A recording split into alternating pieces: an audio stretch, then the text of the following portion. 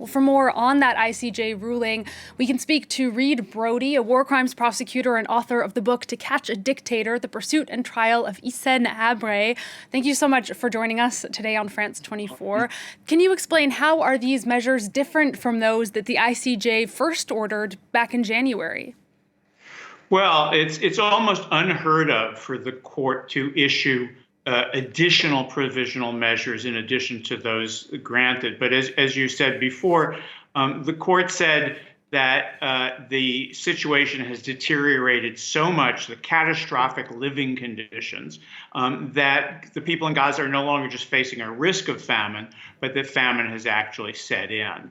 And yesterday's order the previous order said that Israel had to enable the provision of humanitarian aid, but this order says that they have to ensure the provision of humanitarian aid.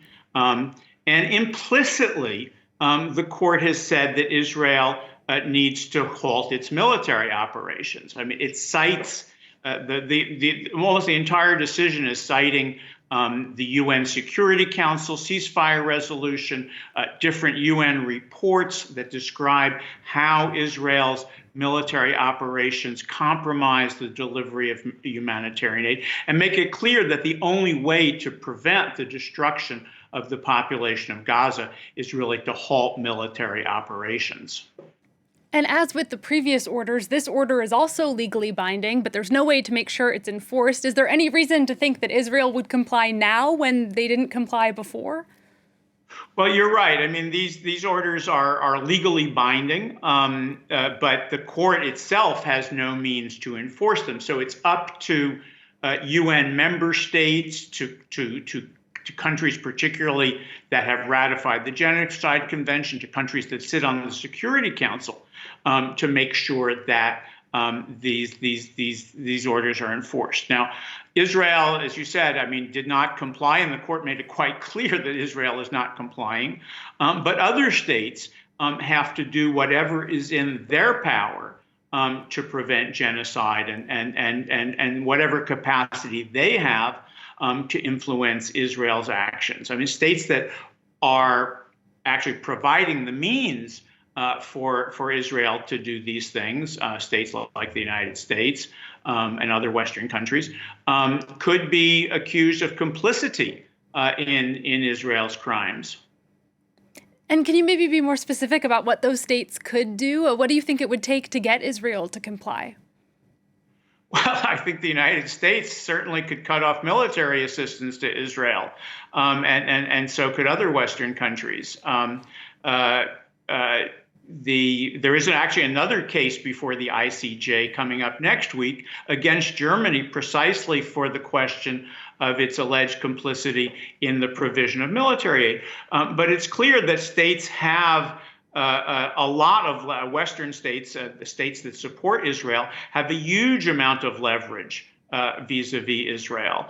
We're seeing that in kind of the tug of war between the Biden administration and Israel at the moment, in which the United States is saying, please, please, please, but not taking the next step, which is to actually cut off military assistance and the means by which Israel is carrying out these criminal acts.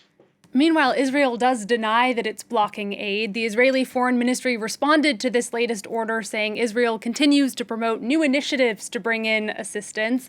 But what is the evidence suggesting? Well, the evidence, I mean, in all the UN reports is suggesting the contrary. I mean, Israel could open up its land borders, and obviously the Israel is, first of all, creating the conditions through its military operations, and that's something that the court makes very clear in its decision, that it is precisely the military operations of Israel that are making it so difficult to bring in humanitarian assistance. But further than that, Israel could open up land borders.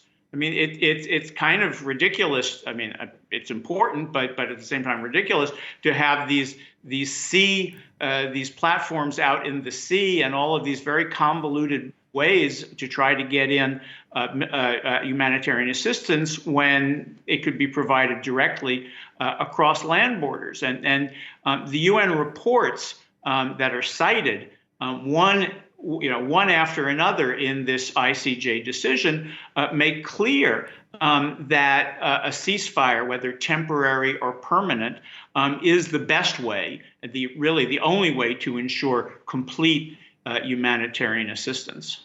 Israel also argues that Hamas is ultimately responsible for the situation in Gaza because it started the war. Just briefly, how does that argument hold up in court?